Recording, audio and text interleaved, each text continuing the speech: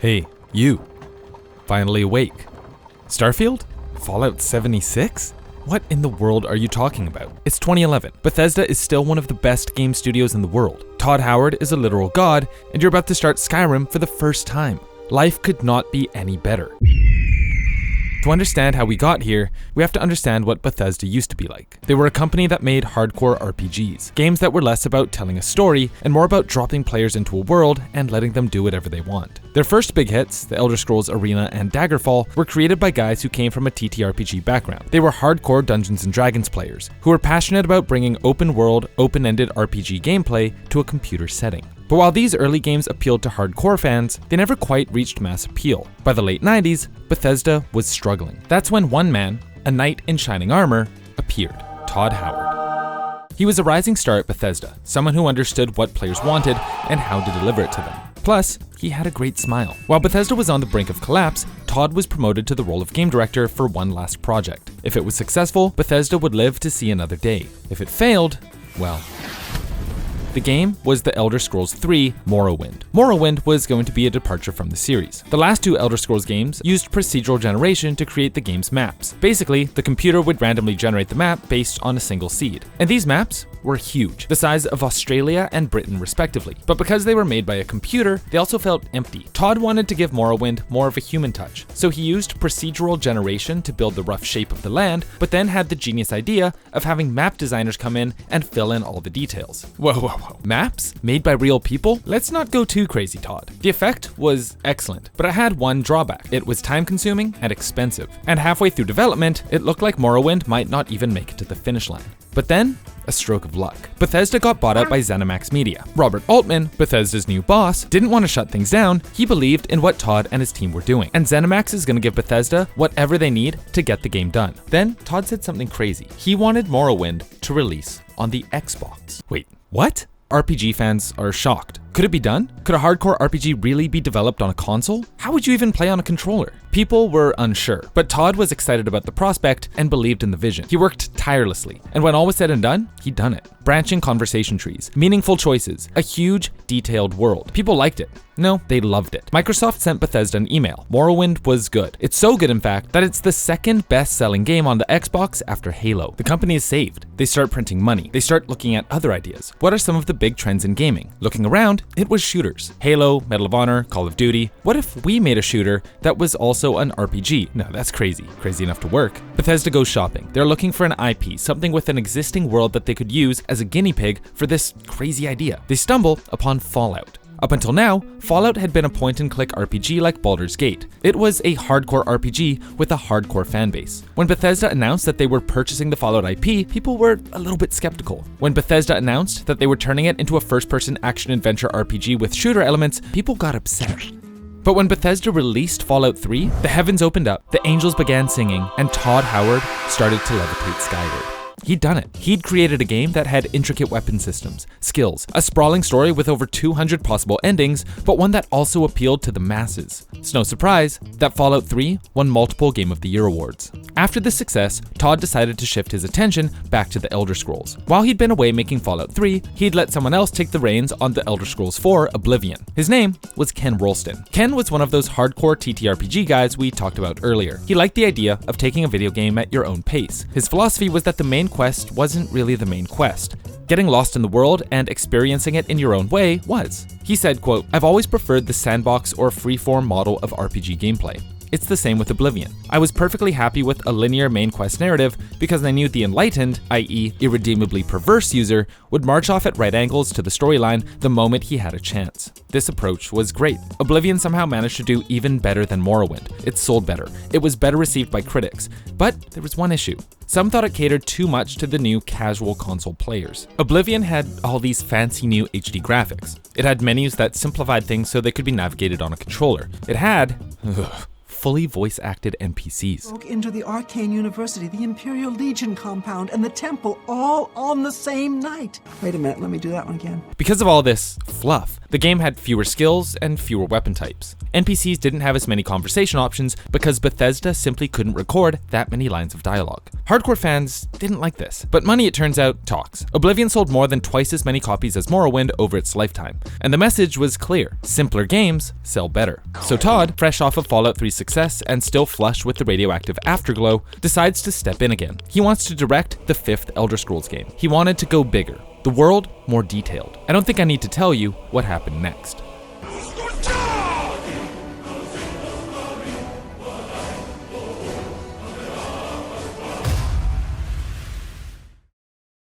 Welcome back to the start of the video. A couple of weeks ago, I was doing my annual playthrough of Skyrim, using it as an excuse to record some footage for this video, when I came across something really cool. A way to get paid while recording gameplay. Seriously. Here's how it works. Go to insights.gg and download Insights Capture, the game recording app I used for this video. Launch the app and join the Shards program. Now, every minute of gameplay you record will generate shards, which can then be redeemed for gift cards. Different games generate shards at different rates, which are called bounties. Some games even have weekly challenges, meaning they'll generate 10, 20, 30, or even 100 times as many shards as other games. And redeeming your shards is super easy. Just select a gift card, choose how many shards you want to redeem, and boom, you just made money playing your favorite video game. I only had to play for about 2 hours, and I earned over 10,000 shards. That was enough to redeem a $5 Visa gift card. The best part is, you're not late to the party. Insights just launched this program, and they're already giving out tens of thousands of gift cards every single month. So what are you waiting for? Download the Insights Capture app,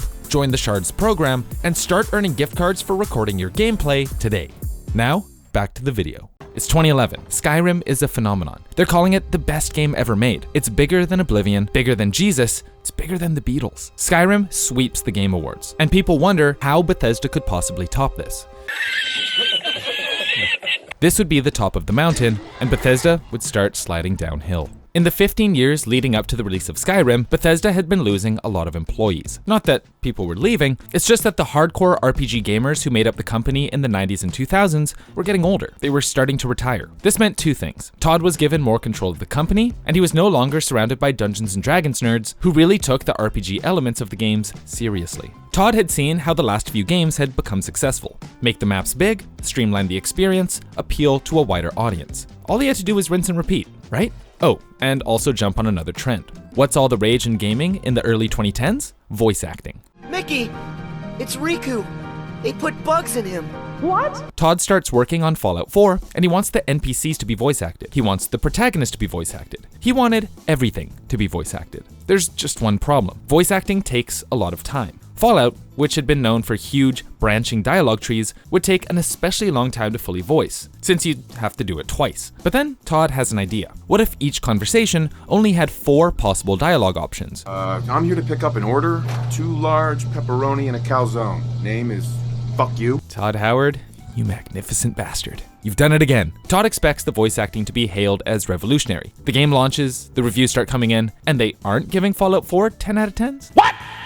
What the fuck? They're saying fewer options make the game feel railroady. Not only that, but of the 4 options, many of the outcomes are essentially the same. The illusion of choice makes the world feel small and not much like an RPG. On top of that, the game is a buggy mess. They made it using the same engine as Skyrim, the creation engine, which was starting to show its age. But Fallout 4 also felt just unfinished. Fallout 3 had 10 to 12 main settlements. Skyrim had 9 major cities and 7 minor towns. Fallout 4 had just 5 major cities. What gives? Well, part of Todd's vision for Fallout 4 was to let the player flesh out the world through player-built settlements. Go through the game, find a plot of land, establish a settlement, and watch as the world populates itself. The only issue is that these settlements felt lifeless. They were full of cookie-cutter NPCs and weirdly shaped buildings. And don't get me started on Preston Garvey. Another settlement has sent word that they need our help. Here's where they are. I've heard of another settlement that's in trouble.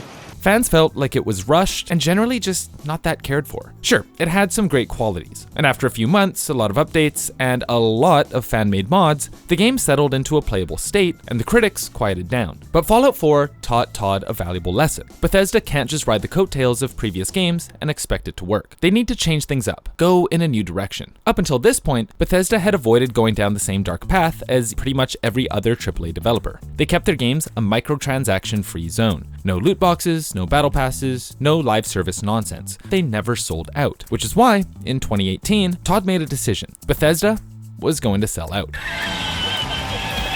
Fallout 76 was Bethesda's first live service multiplayer game. It was made using the Creation Engine, yes, the same engine used to make Skyrim and Fallout 4, and even though it could barely handle a single-player game in 2015, Todd for some reason thought it would be able to handle a multiplayer game in 2018. In short, Fallout 76 launches, and it's not a pretty sight. The critics are panning it. The fans are panning it. For the first time in 20 years, Todd Howard has failed to produce something visionary. And we have an awesome collector's edition for you. Wait till you see the... He goes into hiding. But after taking some time to reflect, what made those first Elder Scroll games so good? Was it the plot? Was it the NPCs? No. It's none of that. It was the size of the map. At E3 2018, Bethesda announces Starfield. It's a game Todd Howard had dreamt of making since he was a child. A game that would be Bethesda's first new IP in over 20 years. A game that would fix all the damage done to their reputation and return Todd to the top of the podium. 2020. During this time, Zenimax Media is purchased by Microsoft for $7.5 billion. Microsoft is Big Daddy now, and they're going to pump money into whatever Todd is making. The buyout is complete, and we get our first look at Starfield. It seems like Bethesda is finally listening to fans. They do away with voice protagonists, they scrap the Creation Engine for the Creation Engine 2, they promise 100 plus star systems with over 1,000 planets. Wait, 1,000 plus planets? That would be bigger than any Bethesda game to date. That would be bigger than almost any game to date. No. How could they pull it off unless... No, they wouldn't. People voice their concerns online. Todd says, yes, we're gonna use... But then he assures fans that Starfield would have more handcrafted content than any Bethesda game. The people are soothed. He wouldn't lie to us, would he?